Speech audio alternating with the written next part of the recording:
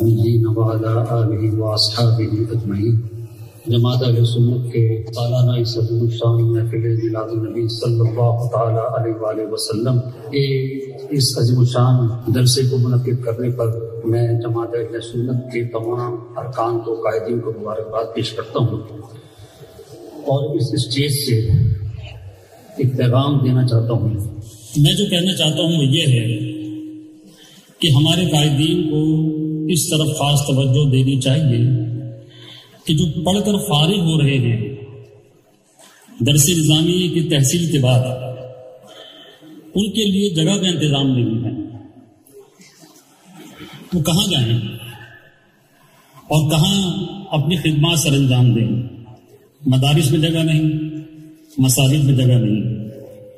لیکن اگر قائدین منظم انداز میں کچھ پروگرام ترتیب دیں تو مختلف شعبہ جات جو ہیں جو کہ تعلیم سے وابستہ ہیں، ان میں ہم اپنے فارغ ہونے والے علماء کو داخل کر سکتے ہیں اور ان کے ذریعے سے ان اداروں کو مضبوط کر سکتے ہیں۔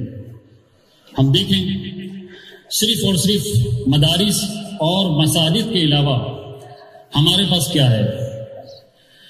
میرا تعلق خود مدارس سے ہے تو اکثر میں پریشان رہتا ہوں کہ جن لڑکوں کو ہم پڑھا رہے ہیں، یہ جو فارغ ہونے والے ہیں، ان کو رکھیں گے کہاں؟ ان کی تقرری کہاں کریں گے؟ کہیں ایسا نہ ہو کہ یہ مایوس ہو کر دنیاوی کاموں میں مصروف ہو جائیں اور 8 سال کی 10 سال کی محنت ضائع ہو جائے، اور ہو رہی ہے۔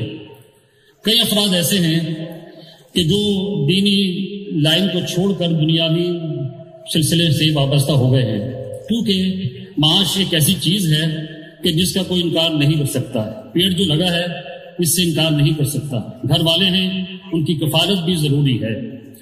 تو معذرت کے ساتھ، چاہے تنظیم المدارس ہو، چاہے جماعت اہل سنت ہو، چاہے دیگر ادارے ہوں، سب کو سر جوڑ کر بیٹھنا چاہیے کہ جو خزانہ تیار کر رہے ہیں، اب اس خزانے کی حفاظت اور اس کا صحیح استعمال بھی تو ضروری ہے۔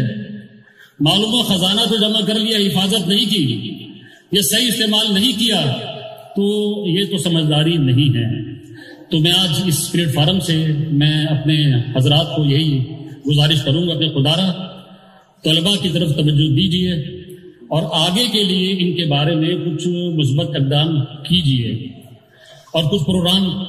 اب جیسے مثال دے رہا ہوں آپ کو میں، ختم نبوت ایک شعبہ ہے، ناموس رسالت ایک شعبہ ہے، بے دینی قوتیں جو کام کر رہی ہیں ان کا رد ایک شعبہ ہے۔